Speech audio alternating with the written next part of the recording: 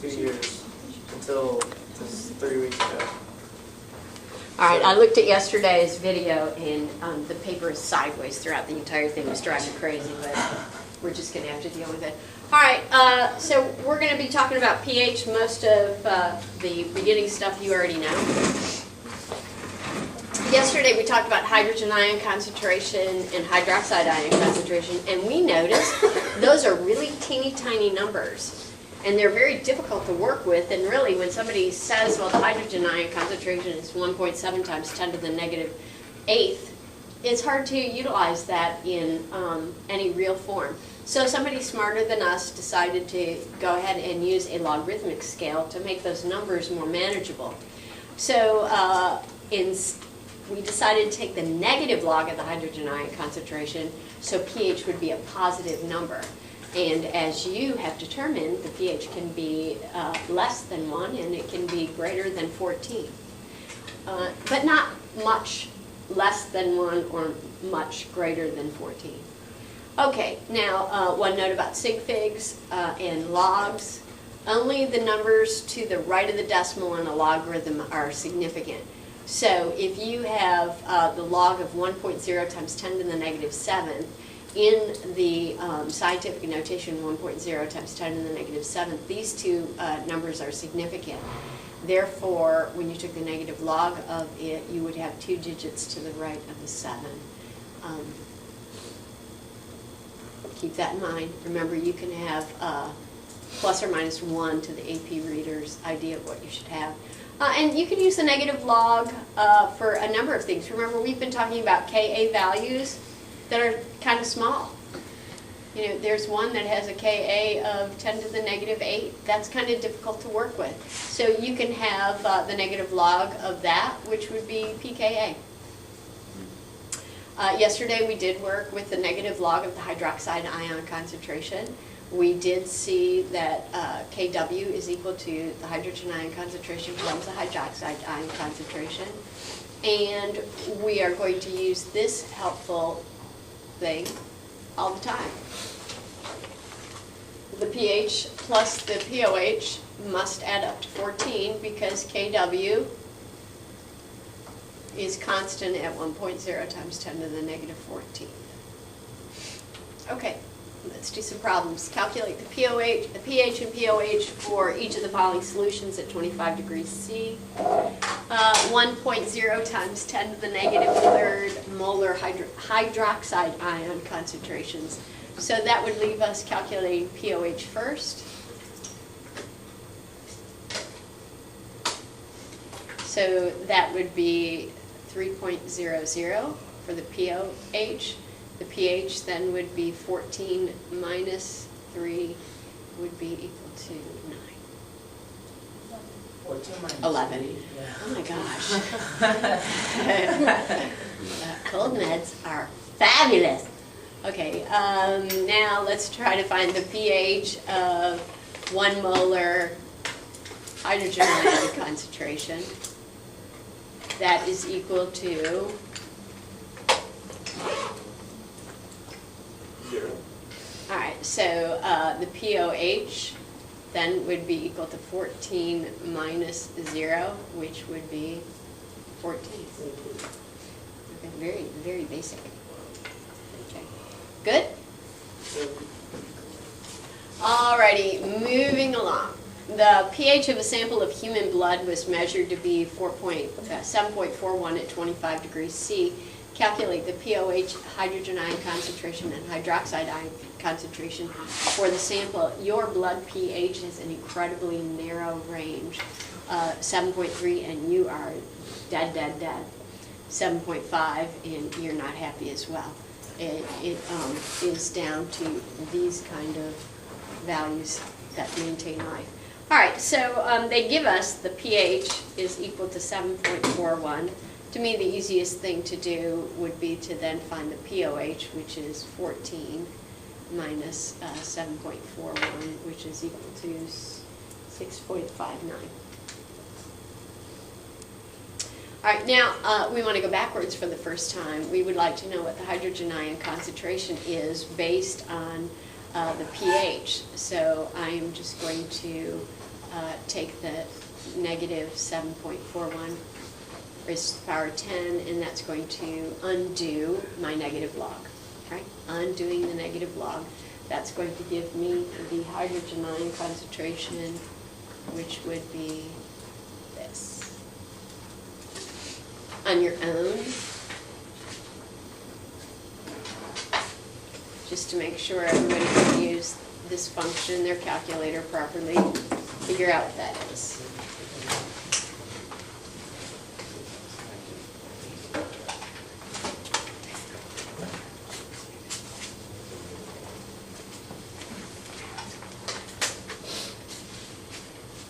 Did you get it? What does it say next one?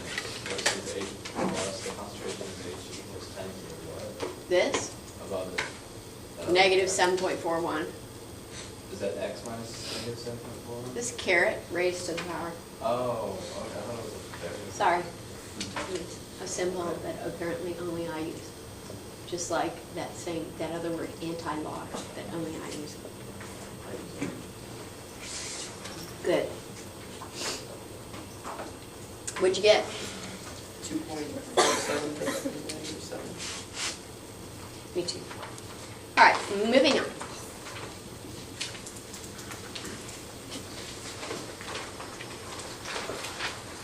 All right, now let's find the pH of a strong acid. This is going to be the easiest thing you do all day. Don't make it any harder. Kids try to just turn themselves inside out when they don't need to. Remember, a strong acid totally ionizes. So your job, whenever you have to find the pH of a strong acid or a strong base, is step one, determine if it's strong or not.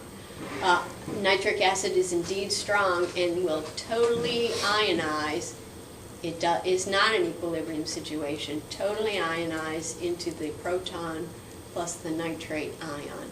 So if you have 0.10 molar nitric acid, you also have 0.1 molar hydrogen ions and 0.1 molar nitrate ions. So to find the pH, you take the negative log of the hydrogen ion concentration, which is the negative log of 0.1, which would give you 1.00 for the pH.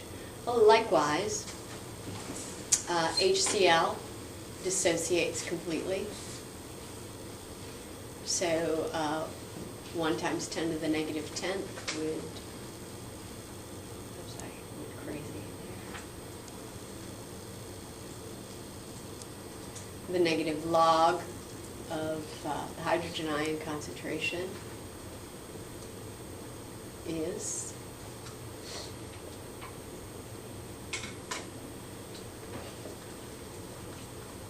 so far so good. All right, pH of strong base, it's the same thing. A strong base totally ionizes in solution as well. A strong base is any group 1 cation with hydroxide. So this counts as a strong base. So we want to know what that would be. So our hydroxide ion concentration would be the same as our sodium hydroxide concentration. So now I'm going to find the POH first, which would be the negative log of this, which is 1.30. And to find the pH, I would subtract 14 minus 1.30 is this number right here.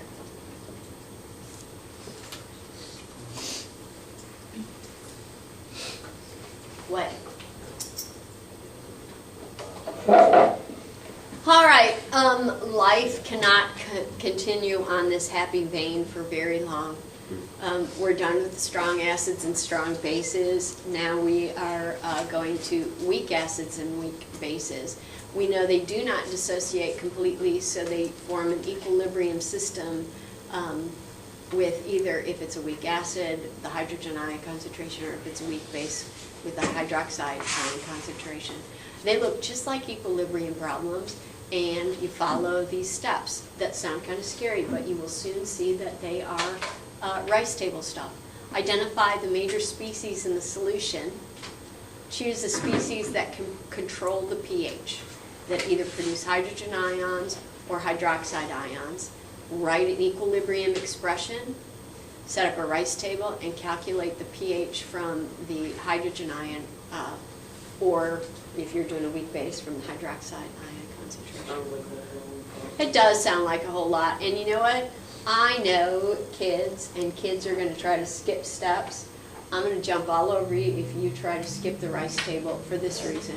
I want you to practice writing a rice table in a nanosecond, so when you're doing it on the AP exam, it's fast and you're not even thinking about it. You're showing them what you mean by what you're doing. So if you make some itty-bitty error far down, they can go back and think, well, the chemistry was absolutely right. Isn't it a shame that they made it 2x instead of x squared? Got it? So don't skip steps is the end result. The hypochlorite ion, OCl-, is a strong oxidizing agent and often found in household bleaches and disinfectant.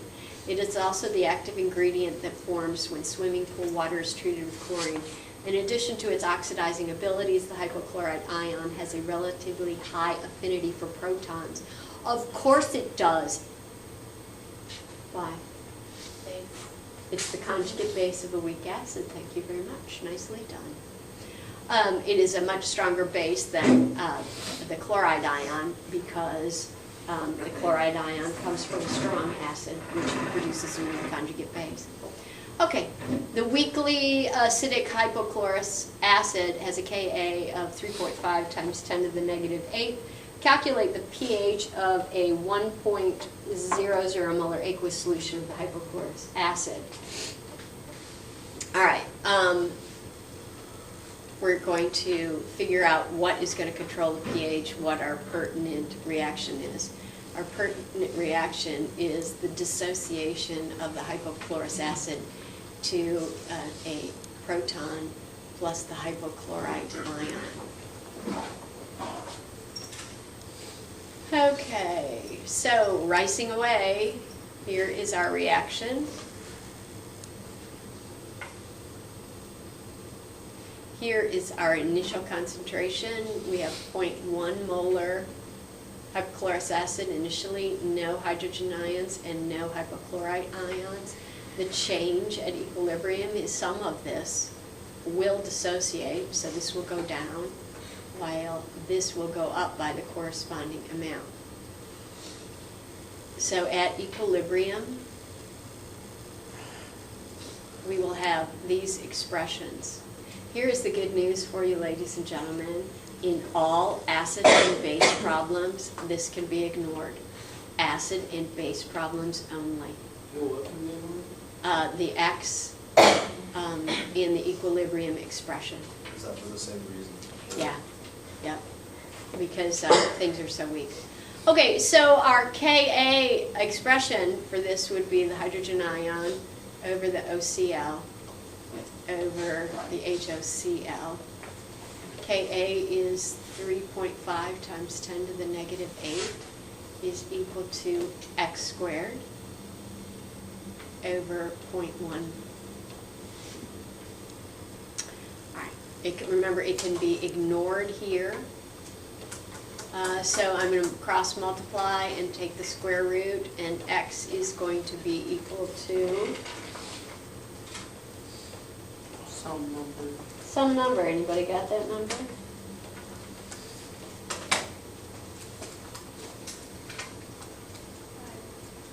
Yeah? 5.9 times 10 to the negative 5th? Yeah. Yeah, let's recall that is the hydrogen ion concentration. That's also the hypochlorite ion concentration.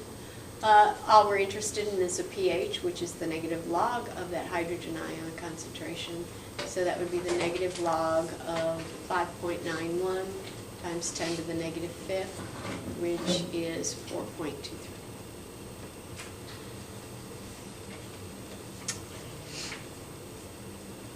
Writing quickly. If I'm going too fast for you, what should you do? Watch videos. There's going to be the pencast and the video, although I was sneezing kind of ridiculously during the pencast.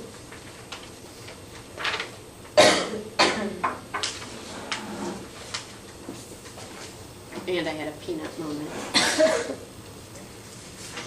All right, because those were so easy, we decided that it's time to twist you sideways.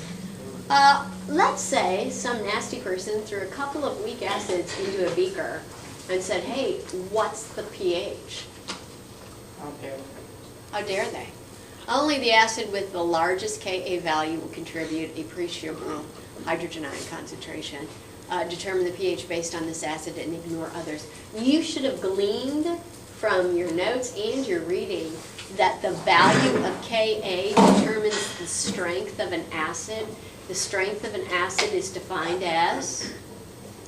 Concentration ratio. How it dissociates. The dissociation, the percent dissociation. Remember, strong means percent dissociation.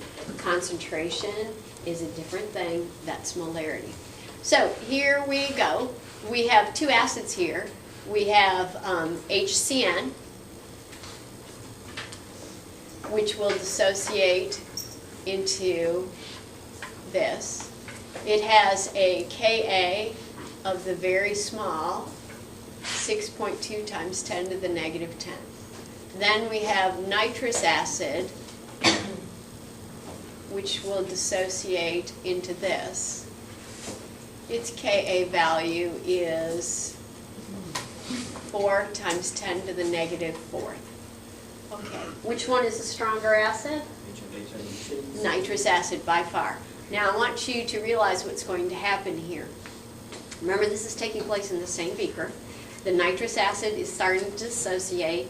It is throwing hydrogen ions into the solution. These hydrogen ions are affecting the equilibrium of not only this, but also this. So you're adding more hydrogen ions, and you're creating a Le Chatelier's principle. And so when you add you add a product, equilibrium will shift to the left, causing fewer HCN particles to dissociate. Therefore, coupled with a very teensy Ka value, plus a Le Chatelier's principles situation, almost no HCN will dissociate. Okay? So we're just going to totally ignore the hydrogen ion concentration from this dissociation. We're only going to focus on the hydrogen ions from this one. So let's do that then. So the player that's causing the pH will be the dissociation of the nitrous acid. Initially, we have 5 molar nitrous acid. None of this, none of this. The change that will occur, some of this will dissociate and will produce hydrogen ion and the nitrite ion. So at equilibrium, we have 5 minus X, X, and X. Our Ka is 4.0 times 10 to the negative 4 is equal to X squared over 5. Skipping too many steps or ready to go? Okay. I'm going to cross multiply and take the square root, and I will find out that X is equal to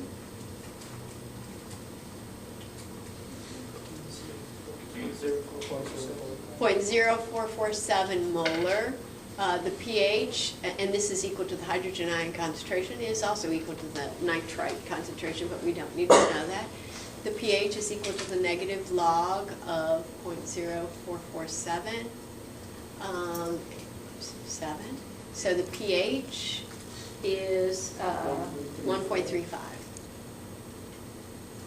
All right, that in itself is a pretty easy problem once you went through the concept, yeah? How can you tell the difference between like that problem and exercise 9 and B? Because it's just calculate the pH of the 0.1 molar HNO3 over here, and say calculate the concentration of blah blah blah. Got it. Or the pH of it, and Yeah. it also says 5 molar, doesn't say like the beginning. The difference is the strength of the acid. There is no equilibrium situation with a strong acid. It's a total, complete shift to the right. All of the acid dissociates. So if you have a strong acid or a strong base, all you have to do is take the negative log of the hydrogen ion concentration. You know the hydrogen ion concentration immediately because you know all of it dissociating. Oh, okay. So if it's strong, it's not like weak where it's a low number. Strong is at Now, 100%. you must keep this straight. Strong and concentrated are two separate terms. Strong means how able it is to dissociate. The stronger it is, the more it will dissociate, the more it will break apart in solution into the hydrogen ion. So if it's Okay, labeled strong- concentrated means the number of moles of solute per unit of solution. Don't get those mixed up because they are certainly not the same. Okay? Now, then they leave us with a more interesting question. Calculate the concentration of the cyanide ion in the solution at equilibrium. Oh. Well, here is the cyanide dissociation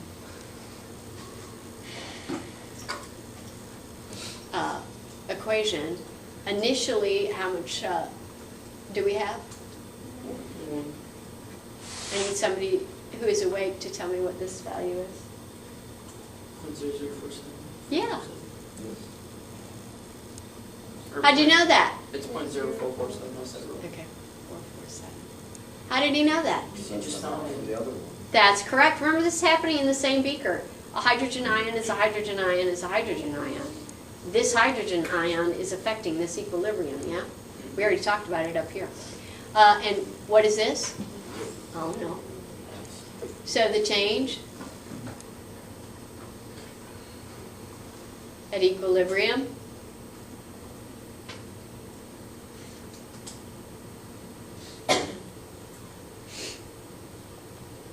Ka is the eensy beensy. But shouldn't there be a zero there under the CM for high? All right, so 6.2 times 10 to the negative 10th is equal to 0.0447. We can ignore this x as well. This should be plus 3. Times the CN concentration. We're ignoring this x as well. Solve for CN, and the CN concentration is, that's quite tricky.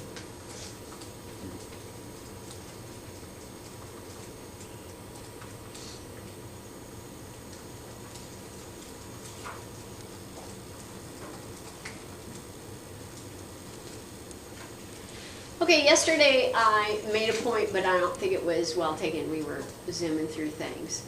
If you have a weak acid, as you increase the concentration number of moles of solute of a weak acid,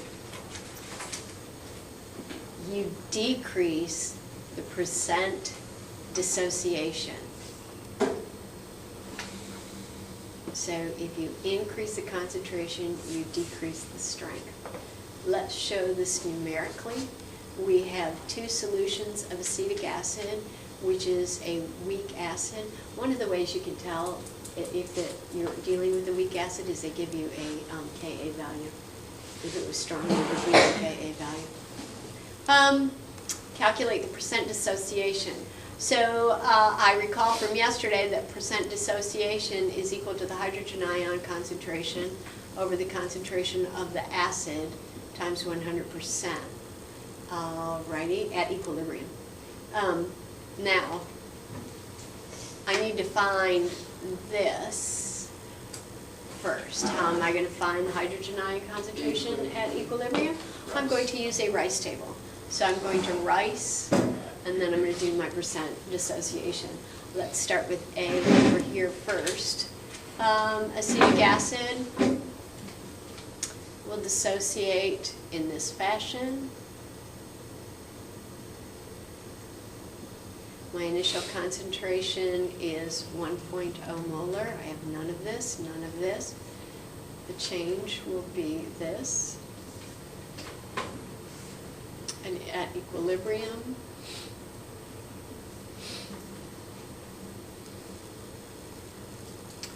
Ka is 1.8 times 10 to the negative fifth is equal to x squared over 1. X is equal to 0.0042. 0.0042, which is equal to the hydrogen ion concentration. Okay. At equilibrium, so my percent dissociation is 0.0042 over 1. The 0.0042 is going to be lost in sig fig, so I'm just going to leave that alone. So my percent dissociation is 0.42% of the 1 molar. Now let's look at the more dilute solution.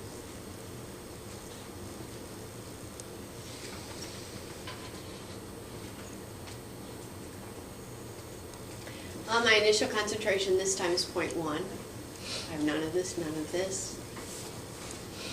I can already tell that you're thinking to yourself, well, I'm not going to do these rice tables. They took forever. Yes, you will. 1.8 times 10 to the negative fifth is equal to x squared over 0.1. This time x is equal to 0.00134 molar. Now I can put that into my percent dissociation, 0.00134 over 0.1 times 100% is equal to 1.34%. So it turns out I didn't lie. As the concentration goes up, the dissociation goes down. All right. Moving on.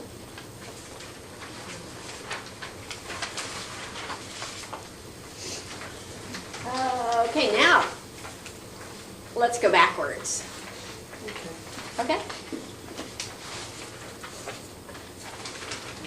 Lactic acid, HC3H5O3, is a waste product that accumulates in muscle tissue during exertion, leading to pain and a feeling of fatigue. You should stretch and drink some water. In a 0.1 molar aqueous solution, lactic acid is 3.7% dissociated. Calculate the value of Ka for this acid. Isn't that kind of scary? 2 numbers, that's it. I need a plan of attack. My plan of attack is I'm going to find the H plus from the percent dissociation. And then I'm going to need to find the concentration of the C3H5O3 ion. And then I'm going to find Ka. I think the first thing I should do is what? All right, yeah, actually the first thing I am going to do is the percent dissociation is H plus over HA, and we know that is 3.7. I'm not going to use 3.7%. I want to get rid of the percent sign, so I'm going to make it 0.037 is equal to the hydrogen ion concentration over the concentration of the acid, which is 0.1.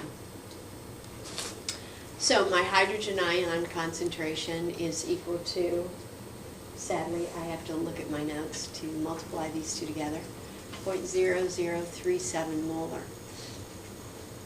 All right, I want you to look at the dissociation of lactic acid.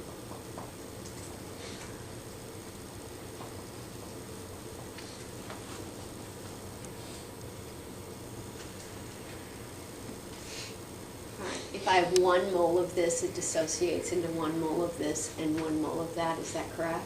Yes. If I know this, do I also know that? Why, yes, I do. So the concentration of C3H5O3 is also 0.0037 molar. I am ready to determine Ka, which is my hydrogen ion concentration times my lactate concentration over the acid. And that will give me this value right there.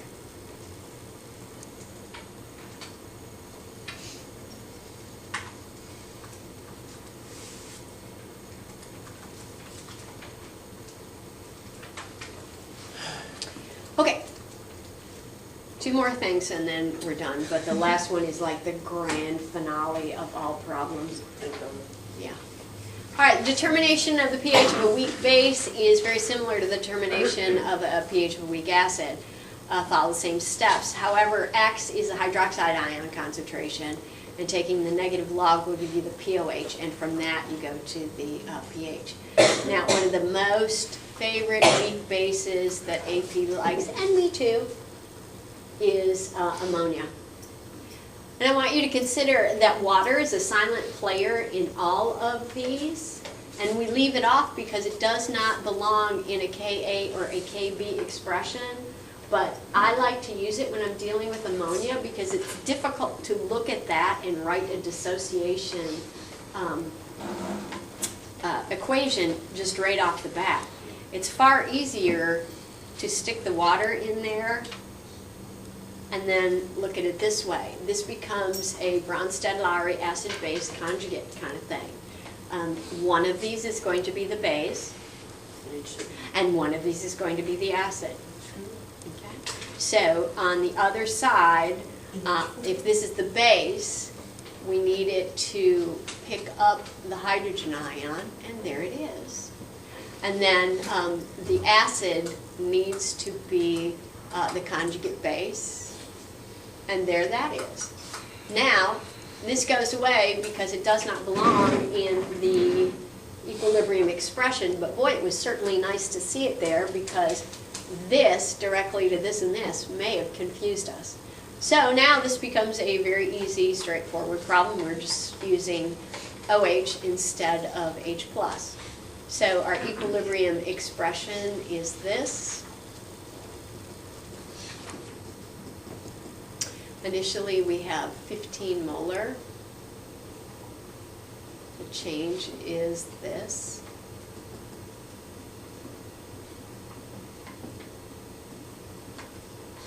Kb is equal to 1.8 times 10 to the negative fifth.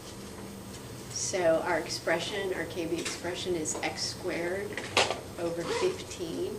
Cross multiplying, taking the square root, x is equal to 0.0164. Remember, that's the hydroxide ion concentration. So the negative log of that will give us the pOH, which is, okay, 1.79. So the pH is going to be 14 minus the 1.79, which is that one right there.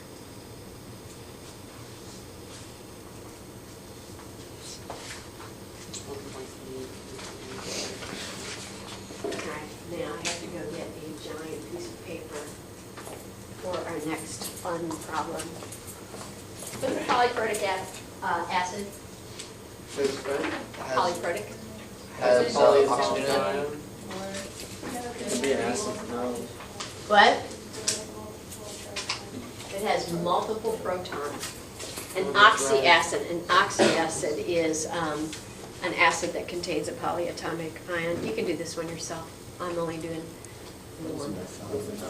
Methylamine is a very weak base. It's a biochemical doodad. Okay, calculating the pH of a polyprotic acid. Acids with more than one ionizable hydrogen will ionize in step. Each dissociation has its own K value. The first dissociation will be the greatest, and the subsequent dissociations will have much smaller equilibrium constant. As each H is removed, the remaining acid gets weaker and weaker, and therefore has a smaller Ka. Now, this is going to set up Le Chatelier's equation all over the place. So you have first phosphoric acid losing a proton with a Ka of this. The next thing that happens is this proton influences the second dissociation, pushing the equilibrium to the left. Some does ionize. However, this one has a Ka of 4.8 times 10 to the negative 13. Barely a hydrogen ion escapes. That equilibrium is so far to the left. Okay, looking at the Ka values, it's obvious that only the first dissociation will be important in determining the pH, except for H2SO4, which is strong. Polyprotic acids have a K2A and a K3 value, Ka3 value. Okay, so let's look at this problem. They ask us a bazillion questions here, starting with this: calculate the pH. So we want to know the pH of H3PO4. Then we have to tell them the equilibrium concentrations of H3PO4, the equilibrium concentration of H2PO4 with a -1 charge, the equilibrium concentration of HPO4 minus 2, and the equilibrium concentration of this bad boy. Ready, set, go. All they give us is one number. Well, I'm just going to rice table myself into another time zone. I got some Ka values, I'm good to go. So my first thing that controls the pH is the first dissociation, and that is phosphoric acid losing a hydrogen ion to become this. Initial concentration is 5 molar. None of this, none of this. The change is this. Our Ka value for the first dissociation is 7.5 times 10 to the negative third is equal to x squared over 5. Cross multiply, take the square root. X is equal to some number that could possibly be 0.193. Maybe. 0.193. Okay, now let's look at what we've just done. We have figured out the hydrogen ion concentration,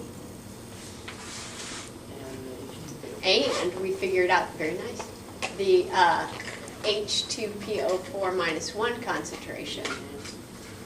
All right, so that belongs right here. Now, to find the pH of this, we're going to take the negative log of 0.193, and that's going to give us the pH. When the negative log of 0.193 is 0.72. Fill that in. Now, we need to find the equilibrium concentration of phosphoric what? Okay. Now we need to find the equilibrium concentration of the phosphoric acid. That would be 5 minus 0.193, which is 4.8. Well, look at there. We got 3 answers. Bippity boppity boo. Now we have to find this, the equilibrium concentration for this. So we're going to write a rice table. H2PO4 dissociates into this plus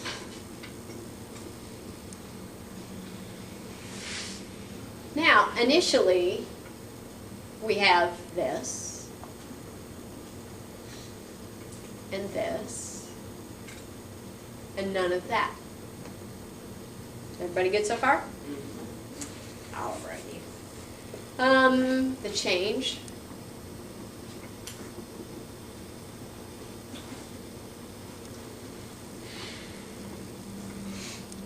So the Ka for this is, 6.2. okay, thank you. 6.2 times 10 to the negative 8 is equal to, oops, I got carried away, 0.193 plus x. 0.193, because I'm allowed to skip that part, times x over 0.193. Allowed to skip that x too. These two cancel, so the concentration of HPO4 minus 2 is 6.2 times 10 to the negative 8.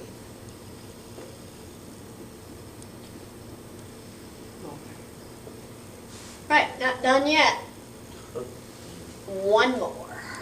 Our last association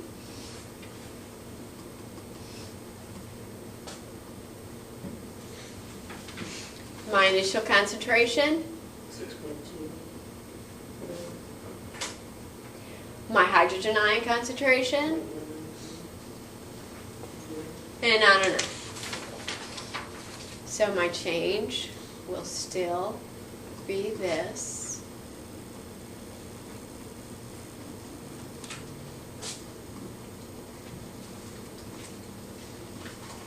Ka for this is some ridiculously small number. 4.8 times 10 to the negative 13 is equal to 0.193 times x over 6.2 times 10 to the negative 8. X is equal to the ridiculous 1.6 times 10 to the 19th, negative 19th molar. I dare you to find one of those floating around.